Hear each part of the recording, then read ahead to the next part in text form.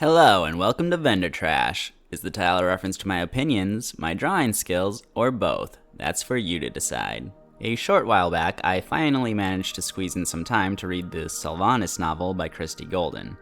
This marks the fourth Warcraft novel I've read, the others being War Crimes, Before the Storm, and War of the Scaleborn. All of which, other than Scaleborn, have been Golden works. I would rank it third among those four. This book also stands out from the others as it is not covering a specific event or narrow time frame, but rather acts as a biography of Sylvanas' life and unlife up until Shadowlands. As always, I want to emphasize that any praise or criticism I levy is not aimed at Golden alone. I know she doesn't have unilateral control over everything, and I'm not claiming I could necessarily do any better. And importantly, for this novel specifically, I have to emphasize that Golden was given the very unenviable task of trying to take Sylvanas' very disjointed story and attempt to tie it all together, whilst simultaneously appeasing Sylvanas' haters and lovers. It was, quite frankly, a doomed task from the start, but we'll get into the highs and lows momentarily. Lastly, like with my Scaleborn review, I'm not going to shy away from dropping spoilers, so if you plan on reading it yourself, you may want to click off now. Though a lot of its contents are stuff most players would already be familiar with, so there's not a ton to spoil. To begin, the novel is split into 4 parts, with interludes surrounding each part. These interludes take place inside of Torghast, with Anduin having been taken prisoner. They serve as a framework for the rest of the novel, the premise being that Sylvanas is sharing her life story in an attempt to convince Anduin to willingly join her cause. These are very brief, only being 2 to 3 pages apiece, and frankly can just be skipped if you like. Part 1 covers Sylvanas' youth, starting with Illyria's Farstrider trial and the birth of the sister's baby brother, Lyrith. It focuses on the family and mostly happy life they had together. We have the parents, the stern but capable Ranger General Larissa, and the compassionate and diplomatic royal advisor, Vareth. Then we have the eldest daughter, Illyria, named after her grandmother, the former Ranger General. We have Sylvanas herself, named for the forest she would come to love. Lastly, we have younger daughter Verisa and son Lyrith, both named after the parents' arrogance as they are just amalgams of their parents' names. Lyrith is a character who barely ever got mentioned beforehand, and only really entered the general awareness when he was depicted in the BFA Three Sisters comic. The chapters at this point largely serve as isolated episodes in Sylvanas' life that help establish the family's personalities and relationships, while laying some groundwork for future events. It was overall quite charming seeing the sisters interact as little kids and teenagers, or the elven equivalent of those ages. Illyria definitely feels like the moody eldest sister and gets the brunt of their mother's attention, and toddler Verisa is absolutely adorable. It's quickly established that while the sisters are all following in their family's footsteps of ranger duties, Lyrith has no talent for combat and instead an incredible musical talent. If this stretch of the novel has one major hindrance to my enjoyment, it would be the over-reliance on awkward teen moments for Sylvanas. A series of social faux pas that seemed meant to hammer in that Sylvanas was a bit of an outsider. Within the first 4 chapters, we first had her ruin Illyria's Farstrider initiation test by helping out. Then she makes a scene at Lyrith's debut performance before Prince Kael'thas at Lord Salthral's party by trying to poison his bullies and accidentally poisoning the host and his girlfriend, getting caught, and getting banished from his events, even though he had been good to their family. And later still, she accidentally spills wine on Kael'thas, and then later scoffs at the notion of becoming his trophy wife while at a celebration, only to have him catch her prattling off, which is made even worse because really, she just dreaded the notion of a stuffy court life and leaving the forest, with Kael himself having been perfectly kind and having no intention of pressuring her to change who she was. Admittedly, in regards to all of this, I get heavy vicarious embarrassment, so this all likely frustrated me more than it would have the average reader. But it was a bit heavy-handed. The part all culminates with Illyria making the decision not to succeed Larissa as Ranger General, wishing to follow her own path and work beyond the borders of Quel'Thalas and abdicating the position to Sylvanas. Illyria and Larissa had fought often over this, but the finality of the decision actually puts them at a bit of ease, and we get one final moment of the whole family at peace together, before Part 2, where everything comes crumbling down. In this part, Ilaria only returns home on 2 occasions.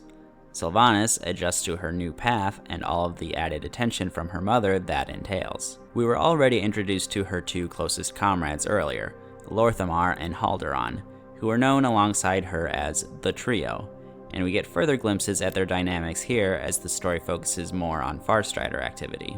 Lorthamar is the more pensive and responsible friend. Halderon is generally the most lighthearted and jovial. This part also sees the introduction of Nathanos, who adds a sense of happiness to Sylvanas' life right as her mother had started to suck it all away. He provides her something that nobody else in her life really seems to provide, a snarky combatant that doesn't really have hostility behind his words. Everyone else is either too nice for her demeanor or actually mean harm with their words. It is overall a very endearing relationship and a nice shift in the story's tone.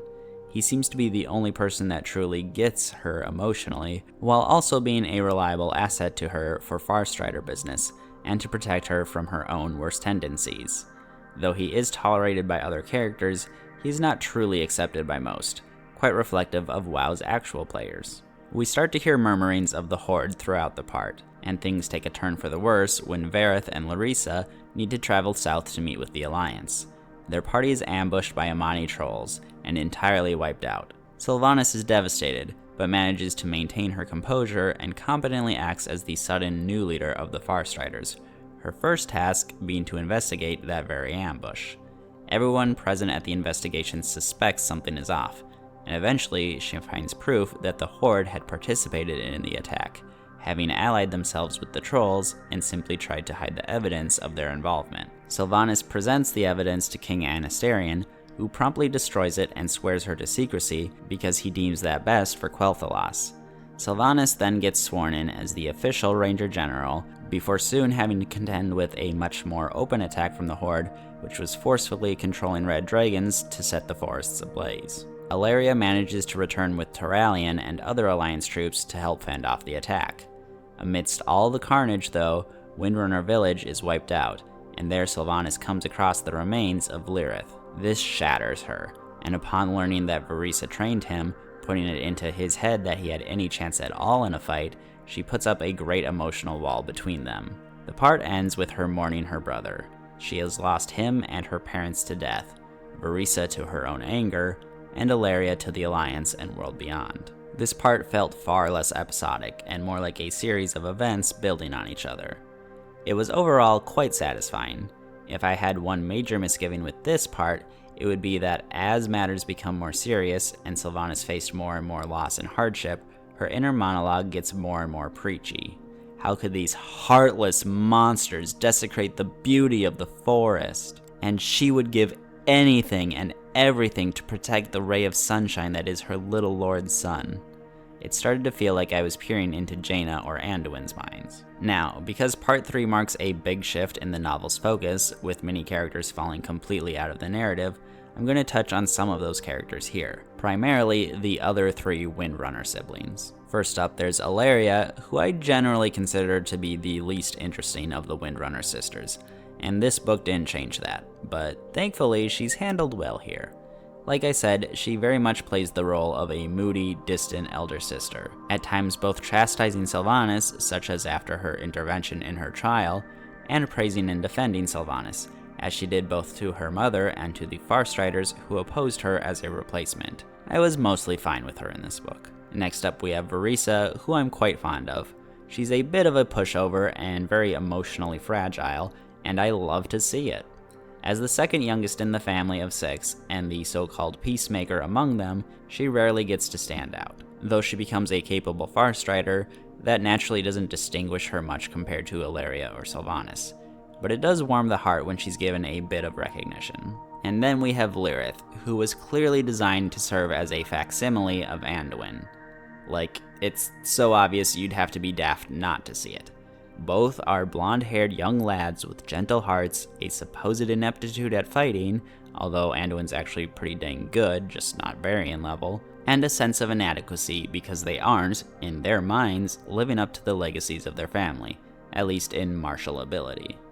They also both have the annoying habit of shifting to righteous indignation at pretty minor offenses, like almost forgetting a birthday. Lyrith seems to be the justification for why Sylvanas is so intent on convincing Anduin to work with her and Zovaal willingly, aside from the usual free will emphasis.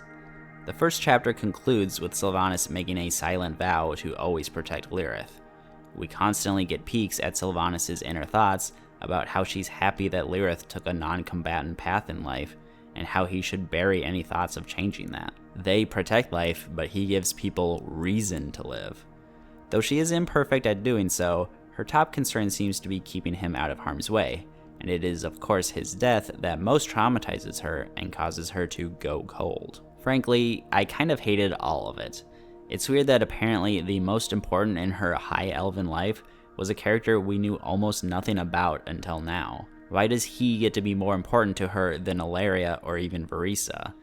It's made all the worse knowing that he is basically Anduin. Seriously, before BFA, Sylvanas and Anduin had nothing to do with each other, so it's kind of jarring that he's somehow become the most focused on character in her story. And remember that righteous indignation I mentioned? It gets more palpable the older he gets, to the point where I was relieved when he got killed off. Frustratingly, his presence would continue to be felt throughout the rest of the novel, as he continues to be treated as the ultimate shining light of Sylvanas' entire existence. But resuming our journey through the novel, the start of Part 3 was quite jarring, because events such as Lorthamar getting captured by the Amani and Ilaria venturing through the Dark Portal are covered in mere sentences. Likewise, the Scourge invasion of Quel'Thalas and the slaying and raising of Sylvanas, basically her entire story from Reign of Chaos, is covered within one chapter. I can understand this decision as it's territory well trod by now, but it is funny to think of some random individual not well acquainted with the lore starting out with this novel and getting speed ran through Sylvanas' death like it was less significant than a party her brother sang at. They'd be confused as all heck. The Frozen Throne portion of her story is also shortened, though less dramatically. We get interwoven scenes lifted straight from that campaign, complete with the familiar dialogue lines, and new scenes to flesh this period out. Some of these new scenes include eavesdropping on Lorthamar and Haldoran in the hopes of recruiting them to her vengeance campaign before abandoning that thought, and her introduction to Putris. This part felt significantly shorter and more quickly paced, and it's not hard to see why. That being said, it was still a good read, and the highlight for me was probably where she reconnected with Nathanos. She does struggle to feel love and other positive emotions, but she does remember them and still treats him with respect and closeness. For his part, he manages to bring all of his usual snark, sarcasm, and unique breed of kindness. My main criticism with this part, which I guess is just a thing I'm doing, is the Lorthamar and Haldoran scene. It just felt incredibly cliche that at the exact moment she was eavesdropping, they would bring her up in conversation and talk about how, although they miss her dearly, they were horrified by the monstrous banshee Arthas raised her as. Awfully convenient timing there. And guess what? I lied! Part 3 was only halfway done, but got split in half by another interlude. What follows is what I'll call Part 3.5, and covers Sylvanas sending emissaries first to the Alliance, to grisly results, and then to the Horde with much better results. We see her later reach out to Lorthamar to offer aid to the Blood Elves, and her efforts to bring them into the Horde. We see her receive her fragment of Ilaria's necklace, the launch of the Northrend campaign, her escape from Varimathras and Putris' coup, and finally her atop Icecrown Citadel, with the part finally concluding with her flinging herself toward the Saronite spikes below. I have very mixed feelings about this part. In many ways, it was my favorite, as it covered both the Forsaken and Blood Elf inductions into the Horde. In other ways, it was the most frustrating because of how Sylvanas was depicted throughout. The chapter in which she first meets with the Horde leadership is a shining microcosm of this. As I read her meeting with Cairn, Hamel, and Thrall for the first time, I couldn't help but smile, and that's really rare for me when reading. Not only did it remind me of when I first read the World of Warcraft manual that described the Taurens serving as the main inroads for the Forsaken into the Horde, but it simply felt like home. The Horde I loved, the Horde I missed. A younger Thrall with less baggage, Cairn, Sylvanas, all together. Cairn and Hamel noted how life and death were part of a cycle, and that the Forsaken could be a part of that cycle that could teach them empathy, and how the Forsaken were doomed without their help. Thus, compassion dictates that they lend their aid. It's pointed out how the orcs had a similar history of enslavement to sinister masters that caused them to commit atrocities. Thrall concludes that he is willing to give the Forsaken a chance to prove themselves. It's all very logical and positive and heartwarming, and Sylvanas' inner monologue has her acting like a pissy little baby. She's outraged that the living are just viewing the Forsaken in terms of how they can make them feel better, and is incensed that Thrall expects them to prove themselves.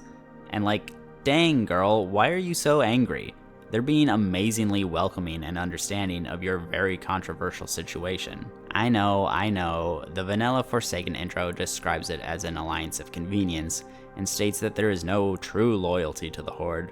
But, there's a difference between prioritizing yourself and seemingly hating those who are welcoming you with open arms. And that very chapter literally has her say this line in reference to both the Horde as a whole and the Forsaken specifically. And the last truth, one she could never reveal, was that any semblance of compassion she felt for them depended entirely on their continued usefulness to her ambitions. I know some will argue that this is extremely true to the character she's always been, but I think it's leaning into the soul split thing established in Shadowlands, that the Banshee Queen is just the hateful, heartless half of Sylvanas' soul with no capacity for goodness. And I hate it. The first half of Part 4 kicks off right away with Sylvanas being tormented in the Maw before being greeted by the jailer, who suspends her anguish, introduces himself, and asks her to join his cause. He claims that they are kindred spirits, both betrayed by the unfairness of the universe in their efforts to do something greater than themselves. He explains how free will has always been an illusion, and how he was replaced with an indifferent arbiter. She is skeptical, as well she should be, and he leaves her alone with the 9 Valkyr, charging them with showing her anything she wishes to see from the Shadowlands. She asks to see Zul'jin, who has found himself in Revendreth. She asks to see anyone else from Azeroth in Revendreth, and is shown Kael'thas. And she asks to see the injustice that Zovaal spoke of, and we are given the infamous in lore circles lava eel vor scene. Basically, she's shown a lava eel in a very molten afterlife. This was its reward for the very compassionate act in its culture of devouring her mate when he grew old and in pain.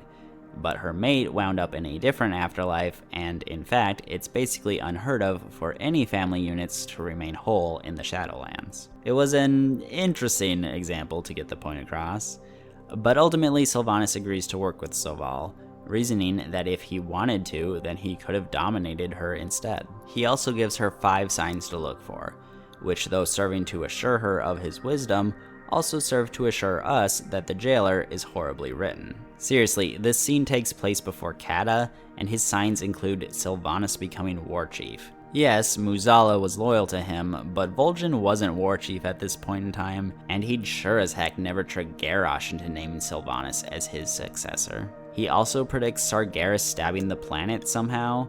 It's all leaning heavily into the idea of Zovaal being a 60-40 chess master that all players hated in-game and should hate just as much here. Anyway, the part continues through various pivotal moments of WoW's history from Sylvanas' perspective, but with her inner monologue of relating much of it to what Zovaal told her. We all know with absolute certainty that none of those scenes were written with this retcon in mind. So by and large, these thoughts all feel unnatural and shoehorned in. The first half of Part 4 continues until Vol'jin's death and her ascension to the seat of War Chief. The second half of Part 4 covers the events of Legion and BFA, culminating with her Mak Gora against Saurfang and her heading, apparently mere hours later, to fight Bolvar. There is also a brief epilogue that jumps forward to the end of Shadowlands, where she has had her soul reunited and is rescuing souls out of the Maw. This section is much the same as the last, covering familiar scenes, but with insight to what were supposedly Sylvanas' true thoughts all along. There are a few added scenes. 2 of particular interest were her addressing the citizens of Undercity following the gathering, where she spins what happened to garner support, and identifies who needs to be otherwise dealt with, as well as one where she is visited by Mal'Ganis, sent by Zovaal to inform her of the rest of the plan. Perhaps my favorite bit was a short scene between her and Nathanos as the rebel forces are amassing outside of Orgrimmar. He reassures her that there is a choice for them, and says that the two of them can just run away. The jailer would be content with the souls that they had offered him already. When she says that what they're doing will save all worlds, he simply states that she is his world.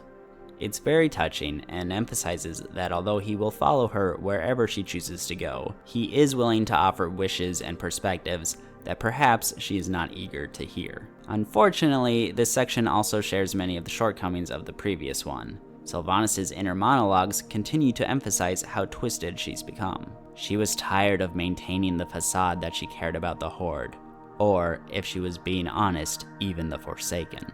Get out of here with that garbage. The amazing significance of Lirith and Anduin continues to be underscored, with the parallels now being overtly pointed out. Blech. And despite her insistence that she's not being a gullible fool and that the atrocities she's committing are justified and necessary to create a better reality, we know that she is just being a gullible fool. And nobody likes one of their most beloved characters being made to be a fool. And that's the book. Before my final thoughts, here are just a few miscellaneous thoughts that I wanted to touch on as well. First of all, the Lady Sun, Lady Moon, Little Moon, and Little Lord Sun titles that the Windrunner siblings all have for each other, that whole thing is kind of cheesy and overplayed. And there was a bit too much emphasis on their favorite spot, a location next to a river in the woods that just means so gosh darn much to them. Also, Golden has a tendency of very frequently having characters remember specific lines from earlier in the book. At times, this is certainly helpful, but the degree with which it's utilized feels like she's afraid that the reader might miss any clever callbacks or greater points she may be making. And lastly, I did appreciate the inclusion of Lord Salthoril and his girlfriend Elisara Sunstriker, the lavish party host who you perform quests for west of Fairbreeze Village. So then, what are my overall conclusions about the book? Well, as I said at the start, it tried to do the impossible. Nobody thought Sylvanas' story arc made any sense at the end of Shadowlands, and though this novel added some context and some rationale, it was nowhere near enough. It never could be. The story was too broken to begin with. For any of her BFA and Shadowlands story to make any sense at this point, they had to lean on the soul split and her utter gullibility, and that's just painful to read. And look, I don't hate Anduin as a character, but I do hate how he was used in those expansions, and how his being the perfect angel of the Warcraft universe causes the story to warp around his own ideals. So at least for me, having so much of Sylvanas' story contextualized as revolving around either him or a carbon copy of him that we previously knew next to nothing about was frustrating and infuriating. Personally, I mostly enjoyed the half of the novel that focused on her living days, as well as a few disparate scenes thereafter. Those bits at least put it above Before the Storm, which really had nothing particularly redeemable about it, to me. Would I recommend the book? Well, if you hate Sylvanas, obviously not. It's the story of her life. The only joy you may derive from it is finding quotes to prove how awful she is. If you love Sylvanas and what she used to be, then likely not. It will probably frustrate the heck out of you. But if you love Sylvanas and simply enjoy experiencing her, then it may well be worth your time and bring you some delight. And that's that. I don't currently have any novels that I plan to read. The Blood Ties novel about Eretor, Alaria, and Turalyon doesn't interest me at all, but who knows, maybe I'll cover another book at some point. For this week's drawing, I decided to go with Lorthamar Theron, which was probably very confusing to everyone watching this video. Why, for a review of the novel Sylvanas that stars Sylvanas, would I not draw Sylvanas? Well, simply put, I have another Sylvanas video in the pipeline that I would rather draw her for. And obviously, I can never ever draw the same character twice, that's just not allowed. I mean, it's not like there's two visually distinct versions of Sylvanas. Who are we kidding here? Anyway, I also could have drawn Nathanos, but I also plan on eventually doing a Nathanos video. And amazingly enough, there are people in the fandom who get Sylvanas confused with her sisters, so I just don't want to pour any oil on that dumpster fire. And I hated Lirith, so I'm not drawing him. which basically leaves Lorthamar as the most prominent character remaining. And I had no other plans to draw him for anything else, so here we are. I have no particularly strong feelings about Lorthamar. I think he's fine as a character. He's no Kael'thas, but he's okay. I do find it funny that between TBC and MOP, it was basically a joke that nobody knew who the leader of the Blood Elves actually was, and that somehow that same character has now risen to Zaddy status. I also put out a whole video about how I don't support his relationship with Thalyssra, another character who I am also fine with. I just don't like them together. And I went ahead and drew him on the Isle of Quel'Danas, since I wanted a Blood Elven location but had already done Silvermoon and Eversong Woods. I talked about the zone a bit in last week's video. It wasn't a very visually distinct zone, but it was a fun place to hang out for the patch. And it's a bit of a random thought, but while trying to find a good screenshot for this drawing, I was reminded of just how awesome Blood Elven architecture was. Obviously aesthetically, but even just to run around in. Like, the main building in Sun's Reach has 3 floors, but they're all very spacious and easy to traverse. Even the boats are well designed. They all have these fins on either side that you can just sort of ride your mount onto. Right, I think that's the sign it's time to end this video. So, thank you for watching, and I will catch you next week. Bye-bye.